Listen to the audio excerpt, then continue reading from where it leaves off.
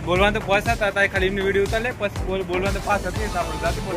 पता ही बोल पड़ा पास आदि बस नहीं ये क्या किया कुछ नहीं किया ऑटो लेके आए हैं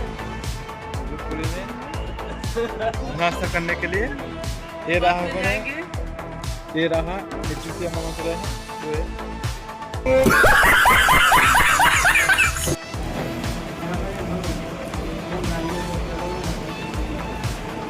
आओ